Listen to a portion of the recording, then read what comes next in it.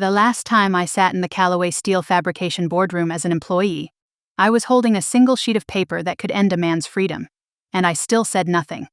I folded it into my portfolio, thanked the board for its time, and walked out past the framed photograph of Walt Calloway that had watched over every meeting in that room since 1974. It would be 6 more weeks before I used what was on that page.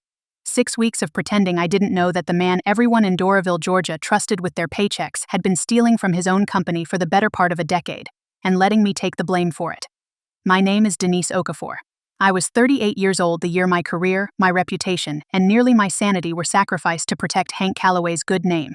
And I want to tell you exactly how it happened, because for a long time I believed the version of the story he told everyone else. I believed it about myself.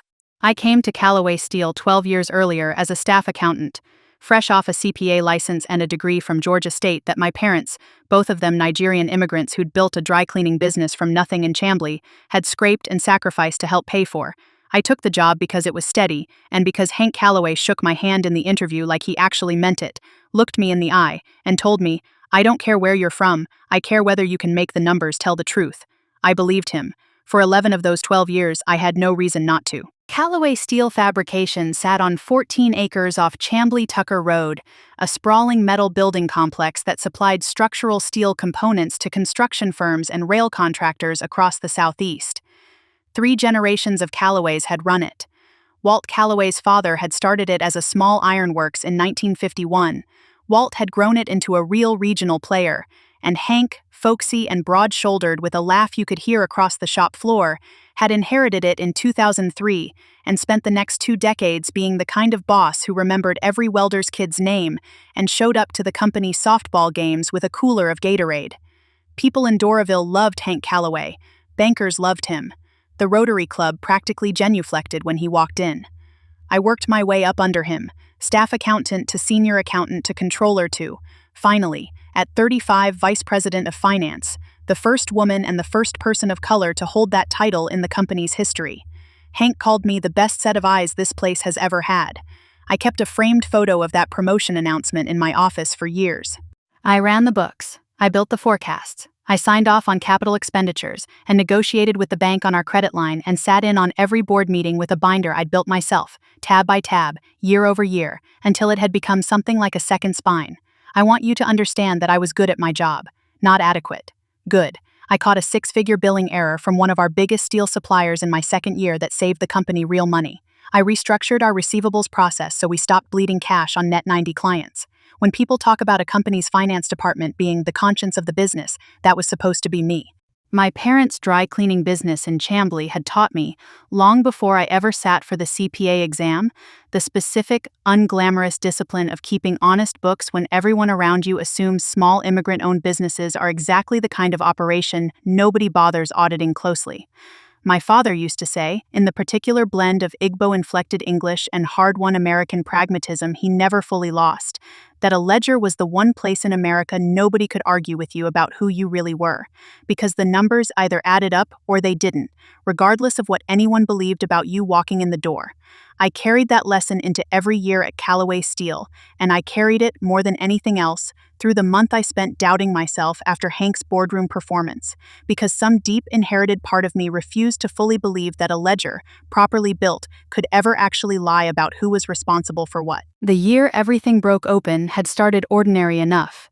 In winter, we were still riding the afterglow of 2 regional rail contracts, and Hank had talked openly about expanding our fabrication line to handle larger bridge components. He invited the whole leadership team to a steak dinner at a place off Peachtree Industrial, where the menu still listed prices in a font too small to be polite about them. And he raised a glass and said Calloway Steel had weathered recessions, labor shortages, and the kind of supplier squeeze that would have killed a weaker company. He said the next decade belonged to firms that could move fast without losing trust. People applauded. I remember looking around the table and seeing the same faces I'd seen for years, all of us pretending we were part of some sturdy machine that would keep humming just because we had always been told it would.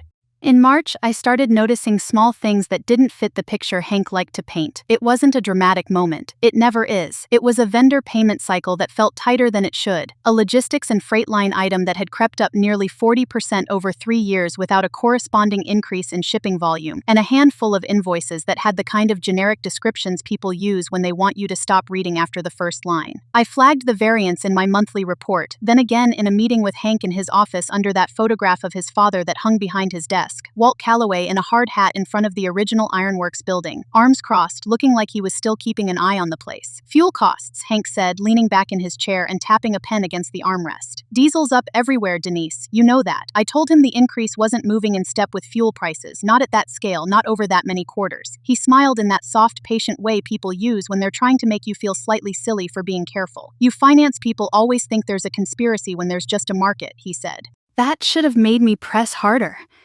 Instead, I did what I had done for years. I trusted the relationship more than the anomaly in front of me. Hank had earned a kind of immunity in that town. If he said the rain was on its way, you carried an umbrella even when the sky was clear. By May, the pressure was worse. Cash was getting tighter in ways that made no sense if our contracts were healthy. The bank line felt narrower. Payables stretched longer. And I started seeing little traces of stress in places only finance people notice at first. We had no margin for mistakes, and the same freight numbers kept telling me something was off. I ran a side comparison against older shipping routes, recalculated weights, checked fuel surcharges, and still couldn't make the increase line up with anything real. Once, in the middle of a long afternoon, I thought I found a clerical issue and felt a stupid burst of relief. It turned out not to be a clerical issue. It was 2 different invoice sets coded under slightly different internal descriptions, which was more unsettling because it suggested a person rather than a typo. I brought it back to Hank. He told me to keep an eye on it and not alarm the board with half-finished questions. "Let me talk to operations," he said. "We've got bigger fish to fry right now." That should have been the end of it, but one thing about being the finance person in a company like Calloway Steel is that if you do your job well, you are the only one who sees the slope before everyone else feels the fall. I started coming in earlier, I stayed later. I pulled older reports, looking for the first year the freight line had jumped, the first vendor change, the first new pattern. I was not yet suspicious of Hank, I was suspicious of the numbers. That distinction mattered to me then. The answer came slowly in slices. A freight vendor called Palmetto Freight Solutions LLC appeared in our accounts payable records in 2019. First as a minor carrier and then, year by year, as a larger and larger part of our outbound shipping. Its rates were not outrageous at first. That was the trick. If the increase had been absurd from the beginning, someone would have questioned it. Instead, it grew in increments, modest enough to pass as market movement, until it became a steady leak so large it could no longer hide inside ordinary operations. We were paying Palmetto for hauling steel to sites in Georgia, Alabama, and South Carolina, and on paper the invoices looked clean. The route maps were plausible, the delivery dates lined up. There was nothing visibly counterfeit about them. What made me stop breathing for a second was how empty Palmetto's footprint was outside our own books. No meaningful website, no local trade presence, no industry profile, no major client list I could verify. It was as if the company existed only in the way a shadow exists, defined by the object casting it. I pulled the Georgia Secretary of State registration because public records are one of the few places in this world where a person eventually has to tell the truth in plain ink. I paid the fee myself.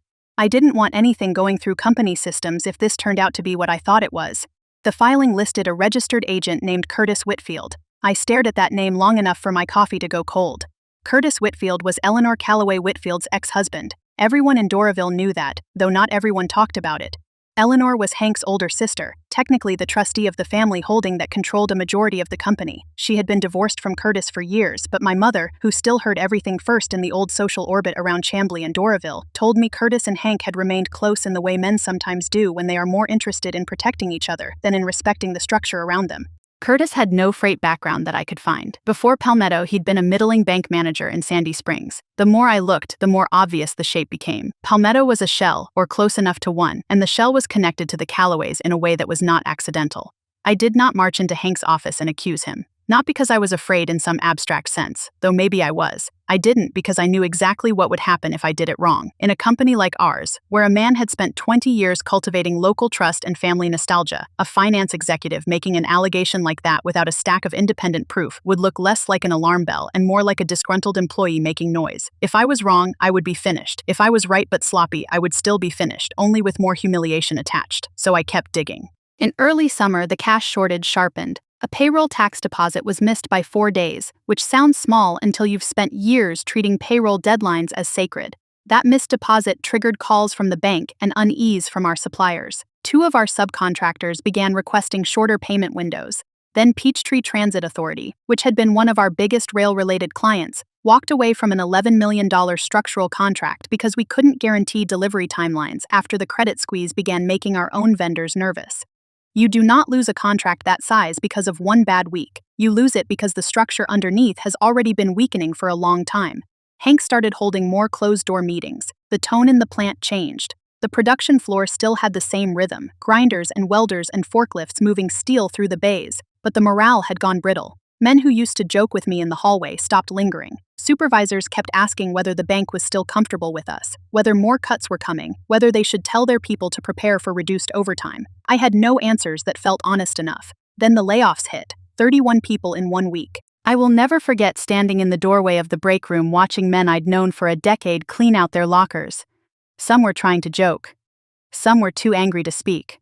One man, a cutter named Paul Delgado, carried his lunchbox like it was heavier than it should have been. Another had a framed picture of his daughter on her graduation day tucked under his arm and looked so stunned I don't think he had fully processed it was real. These were people whose kids ran around the same church picnics and softball games as my family. These were the people who had asked me about college tuition and sick parents and busted cars. We were not a faceless operation. We were a town inside a town, and in that week the floor of it split. Hank called it necessary restructuring. He said it with the same smooth sadness he used for charity galas and local news interviews. I wanted to ask him why the numbers had deteriorated so badly if I had been watching them correctly all along. I wanted him to explain the freight problem that had started all this. I wanted him to tell the truth in plain words. He didn't. Instead, he set the stage for the board meeting in September, which was where he decided I would become the reason everybody else could live with what had happened. The boardroom at Calloway Steel was old money pretending to be practical. Heavy wooden table, leather chairs, a framed photograph of Walt Calloway in the center of the wall like a saint above an altar. 6 directors in person. Eleanor dialed in from her lake house because she lived half a life away from the business by design, and me with my binder, thinking we were going to discuss the restructuring plan and perhaps the timeline for the lost contracts.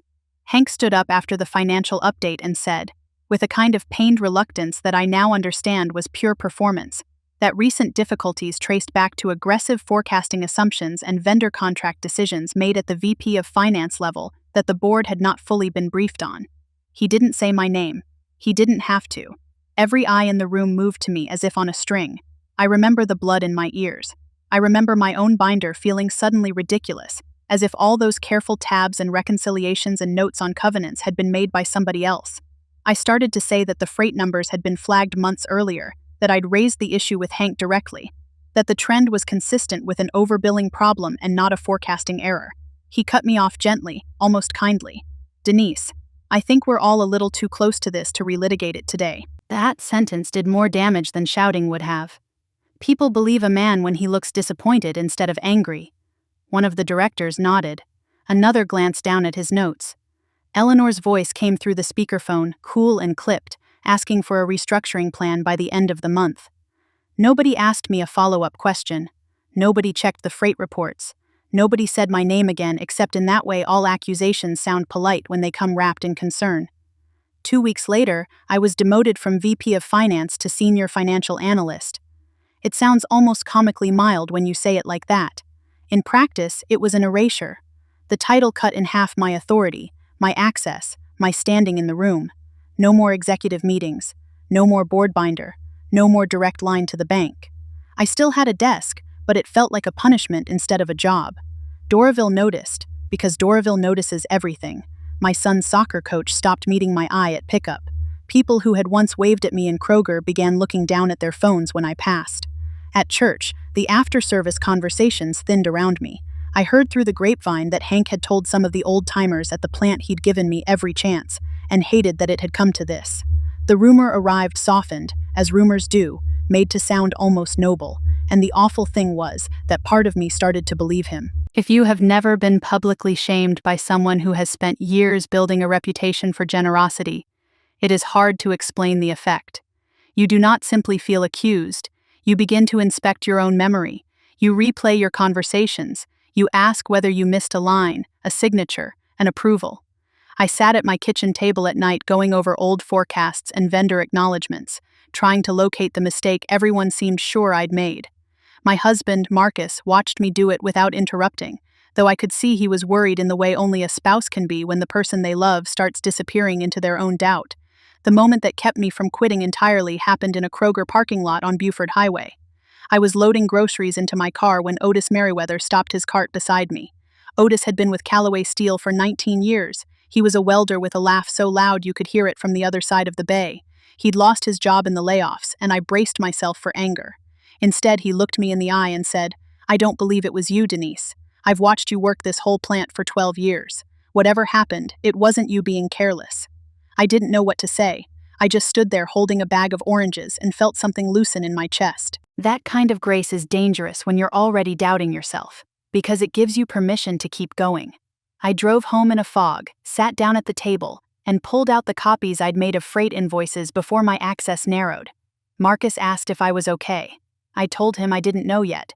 The next weeks were strange, because I was unemployed in the technical sense, but busier than I had been in years. I knew I couldn't go to Eleanor with a theory and a hunch.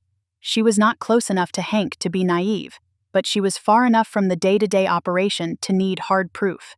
So I kept moving methodically. I found a forensic accountant through a former colleague, a man named Grover Illick who specialized in related party fraud. He had a calm voice and the sort of patience I wish every investigator had. I brought him the registration filing, the invoices, my notes, and the preliminary comparisons I'd made against other freight providers in the region. Grover did not tell me I was right away. That mattered too. He asked for routes, weights, delivery windows, fuel surcharges, insurance rates, and comparable vendor contracts. He wanted 6 benchmarks at minimum. He wanted documented methodology. He wanted to know whether the vendor had provided real service, because a case like this is not about whether a company existed.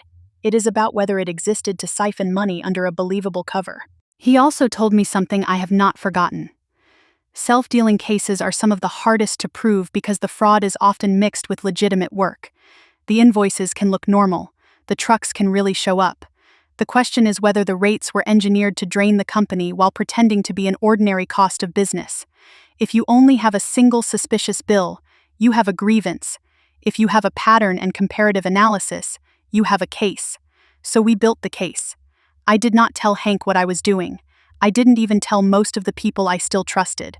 That silence felt lonely in a way that is hard to explain unless you've spent time carrying knowledge that could wreck a room. I spent evenings at the kitchen table with the blinds half drawn, cross-referencing route distances against fuel prices and invoice dates against delivery manifests. My son would bring me a glass of water without being asked and sit nearby for 10 minutes before bed, pretending not to notice the papers. He was 11 then, old enough to understand seriousness, too young to understand corporate betrayal, and I loved him more fiercely in those weeks because I needed at least one place in my life where the truth was not being manipulated. Marcus was patient, though I knew he had moments when he wanted to ask whether we were just digging our own grave deeper. He told me later that what convinced him not to stop me was how alive I looked while I worked. Not happy, not calm, alive. He said I'd been hollow after the board meeting, and that the first time he saw me argue with a freight line item like it had insulted my mother, he knew the old version of me had come back. The report from Grover took 5 weeks. When it landed, it was thick enough to feel like a physical object. Palmetto Freight Solutions had billed Calloway Steel approximately $1.1 million above market rates over 3 years. $1.1 million. I read that number 3 times and still couldn't fully accept it. That number was the payroll tax shortfall. That number was the tightening line of credit. That number was the reason our subcontractors had started asking for cash faster. That number was the reason Peachtree Transit Authority lost confidence and walked. That number was the reason 31 people carried their lunchboxes to the parking lot with cardboard boxes under their arms. It was obscene in how neatly it fit. Curtis Whitfield's name came up again in the report, and then again in the business registration, and then again in the slow assembling of the rest of the pattern. Palmetto had no real client base besides us. It had little public footprint. Its costs rose in tandem with our pain. It was not a coincidence. It was a mechanism. I sat with the report for 3 days before I called Eleanor. I didn't call her directly. I went through her attorney because Grover advised it would make the approach look formal, not emotional. That distinction mattered. You do not walk into a family crisis with a story. You walk in with a file. Eleanor agreed to meet within 3 days in her attorney's office in Buckhead. She arrived without theatrics, dressed the way some women do when they know the point is not to be noticed. She looked more like Hank than I had ever really admitted to myself, not in features, but in the way she sat still and absorbed a room before speaking. I laid out the invoice trails, the Secretary of State filing, Grover's report, my own notes. She read in silence for 40 minutes, not touching her coffee. When she finished, she looked at me and asked, "Did Curtis know I'd find out eventually, or did he assume I never would?" I told her I didn't know Curtis at all, only what the paperwork said. She nodded once and said, "That tracks. Neither of them ever believed anyone was actually watching the numbers as closely as you were." There was no melodrama in her voice. That made it worse. Eleanor, as trustee of the family holding company, had powers the board itself did not. She used them quickly. Within a week, she had ordered an independent forensic audit through her own counsel and placed Hank on administrative leave pending the outcome. Once the trust's investigators corroborated Grover's findings, she removed him as CEO entirely. Doraville reacted like a house hearing the first crack before the walls come down. People could not quite believe it. Hank Calloway was the man who sponsored the Little League field. Hank Calloway was the man who shook every hand at the company picnic. Hank Calloway was the man who had worn grief and concern on his face so convincingly that the whole town had mistaken it for virtue. The charges followed 7 months later. Wire fraud. Breach of fiduciary duty. Curtis Whitfield charged separately as a co-conspirator. I remember reading the article online and feeling neither triumph nor vindication at first, just a kind of tired certainty that the shape of the story had finally become visible to other people. The DA built much of the case on Grover's report and the records I had preserved. The thing that had looked like me being obsessive in a dark kitchen turned out to be the beginning of a criminal case. Even then, I did not feel victorious. I felt exposed. There is a strange afterlife to being publicly blamed. When the truth comes out, the damage does not vanish. The people who doubted you do not all line up to apologize. Some act as if they had always known. Some avoid you because seeing you reminds them how easily they believed the wrong person. A few come back with very careful words, and those are the hardest to hear because careful words are often how communities try to repair what they helped break. One of the first calls I got was from an old supplier who had nearly cut ties with us during the crisis. He didn't say sorry for doubting me. He said he was glad the company was finally being run by someone who understood how to read a balance sheet without turning it into a sales pitch. Another came from a banker who admitted, in that polished language bankers use when they are trying not to sound embarrassed, that Hank had made him feel as if caution itself was rude. Those calls mattered because they confirmed something I had almost forgotten during the worst weeks. The lie had not only wounded me, it had warped the whole ecosystem around the company. The day Hank was escorted out of the building, I was not there. I had already been asked back in a provisional role to help stabilize the books while the trust sorted the company. Eleanor called me personally and asked, without much preamble, whether I would return as interim CFO. The day Hank was escorted out of the building, I was not there. I had already been asked back in a provisional role to help stabilize the books while the trust sorted the company. Eleanor called me personally and asked, without much preamble, whether I would return as interim CFO. I said yes before she finished the sentence. Walking back into that boardroom after everything felt like entering a room where the air had finally been allowed to move. The photograph of Walt Calloway still hung on the wall, but it did not feel like surveillance anymore. It felt like history. The directors who remained avoided performing regret too loudly, which I appreciated. I did not want tears. I wanted accuracy. I wanted the books cleaned, the vendor relationships verified, the cash flow restored, and the people who had been laid off brought back if we could possibly make it happen. Eleanor and I did not become close in a sentimental way, but we became something more durable than that. She told me over lunch one day that she had spent years deliberately staying away from day-to-day operations because she'd watched her father become consumed by the business and had promised herself she would trust the people actually running it rather than hover over them. She admitted that trust had nearly destroyed the company. She also said she wasn't going to make the same mistake twice. Part of not making the same mistake twice was asking me to stay. Eventually, after the criminal proceedings settled into their slower legal pace, she offered me the permanent CFO role and a formal seat on a restructured board that included 2 outside directors with no family entanglement and no loyalty to the old stories. I accepted because I believed in the company more than I ever believed in Hank, and because I had spent enough time proving I could see trouble before it turned fatal. The 31 laid-off workers became our first real repair project.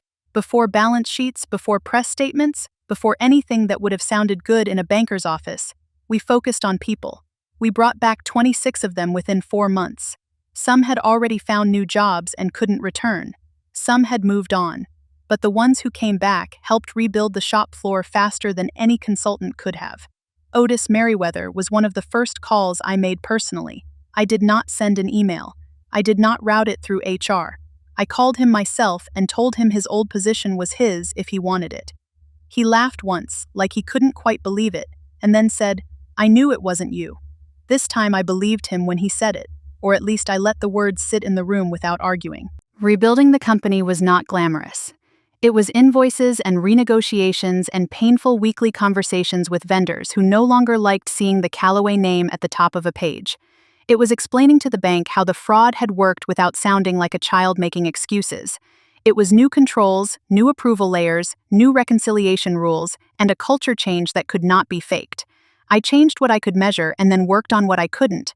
Trust. That took longer. The part no one puts on a plaque is how much time restitution takes in the daily sense.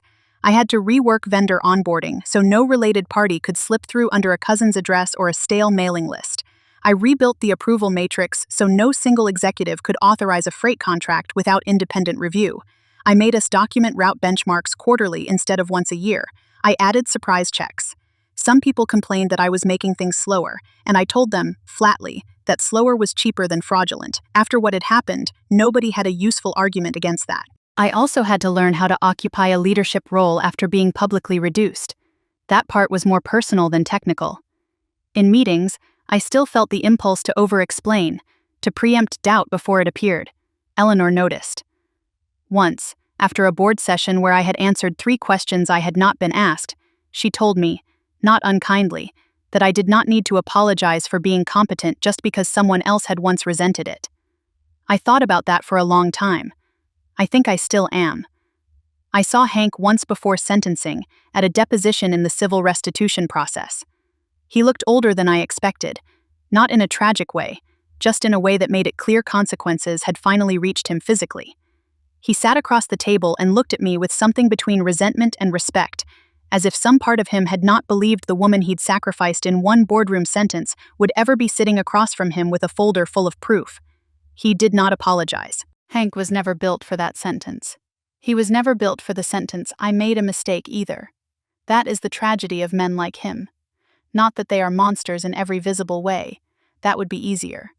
The worst kind are the ones who can be generous at a softball game and cruel in a boardroom, who can remember a cashier's child's name and still let an employee take the fall for a fraud he engineered. Their self-image is so dependent on being seen as decent that when decency becomes inconvenient, they choose performance over truth. I used to think villains were obvious once you got close enough to them. Life taught me otherwise. The most effective frauds are often run by people who know exactly how to stand inside a community's assumptions and use them as camouflage. Hank did not succeed because he was loud or brazen. He succeeded because he was familiar. He looked like tradition. He looked like continuity. He looked like the sort of man a town could trust without checking the math. That was the whole trick. He said only, when his attorney gave him a brief chance to speak, that he'd always considered the plant one big family. The silence after that sentence was so complete, I could hear the air conditioner cycle on. When the plea finally came, it came 18 months later. Hank pleaded guilty rather than risk trial, and he received 6 years. Restitution was ordered to the company, and Eleanor made sure the recovery plan included the 31 families impacted by the layoffs as part of the broader repair. That did not make everything whole, nothing could, but it meant the damage was acknowledged in more than accounting language. People sometimes ask me whether I was angry at Doraville for believing him over me. The honest answer is complicated. At first, yes, absolutely. I was angry at the way people I had worked beside for years looked at me as if my competence had evaporated overnight. I was angry at the way a man could say my name softly in public and still destroy me with it. I was angry that Hank had counted on the town's affection to make me look like the problem. But over time, the anger thinned into something else. Small towns are not laboratories. They are ecosystems. They trust the stories that arrive with the most confidence and the longest history. Hank had spent decades building the kind of relationship that made his version of events feel safer than mine. That doesn't make what happened okay. It just makes it understandable. Doraville corrected itself eventually. My son's soccer coach started making eye contact again after the administrative leave announcement. At pickup one afternoon, he muttered an apology so vague I could have pretended not to hear it if I wanted to preserve my annoyance. I chose not to. I had enough work without carrying every person's shame for them. What I carry now is simpler. I carry the memory of the woman I was before all this, the one who believed good work would protect her from a false story, and I carry the woman I became after, the one who learned that competence is not enough if the wrong person controls the narrative. I do not say that to sound bitter. I say it because I want the lesson to stay intact. There are moments when silence is strategic, and moments when silence is surrender. The difficult part is knowing which is which while you are living inside the consequences. I also carry gratitude, which surprised me. Gratitude for Otis in the Kroger parking lot. Gratitude for Marcus not trying to save me from the truth. Gratitude for Eleanor, who could have chosen family loyalty as a shield and instead chose the company, the workers, and the actual facts. Gratitude for Grover, who treated my suspicion like something worth testing rather than something to flatter or dismiss. If any one of those things had gone differently, the story might have ended with my name still buried under Hank's version of events. I keep a copy of the Secretary of State filing in my desk drawer, not as a trophy but as a reminder of the 6 weeks I spent trusting a single sheet of paper more than I trusted my own reflection in a town that had briefly believed the version of me Hank invented. I keep it because it reminds me that evidence does not care who is charming. It does not care who has been here the longest. It does not care who can make a room laugh. It only cares whether the story is true. And in the end, that is what saved me. Not anger, not outrage, not a grand speech in the boardroom. Paperwork. The paperwork never changed its story. Neither did I. Once I stopped doubting what I was seeing, I still live in the same general area, still drive past the old plant some mornings on my way into work, though the building looks different now because of the new expansion and the cleaner signage and the revised ownership structure that finally makes sense on paper and in practice. Some days I think about the moment in that boardroom when Hank cut me off with that almost kind voice, and how close I came to accepting his version of my own failure. If I have one lesson from all of it, it is this. The people who are most comfortable with a lie usually count on your decency to make it believable. My father used to say the Ledger was the one place in America nobody could argue with you about who you really were. He was right. And when Hank tried to turn the numbers into a story about my incompetence, the numbers eventually answered back. That is the story of a shell logistics company registered to the CEO's brother-in-law, a single Secretary of State filing that sat in my desk drawer for 6 weeks, and the sister with quiet, absolute control of the family trust who removed her own brother the moment the numbers finally told the truth. Now, I want to know what you would have done. If your boss publicly blamed you for a collapse he secretly caused, would you have fought back in that boardroom immediately, or could you have stayed silent for weeks while you quietly built a case strong enough that no one could dismiss it, the way I did? Tell me in the comments. If this story kept you hooked, share it with someone who'd love a good betrayal story like this one. Thank you for staying with me all the way to the end. If you enjoyed this, subscribe and turn on notifications, because this channel is all about stories like mine, the people we trust most, and the moments that quietly change everything. There's another story coming soon. Until then, trust the paperwork over the performance, and I'll see you in the next story.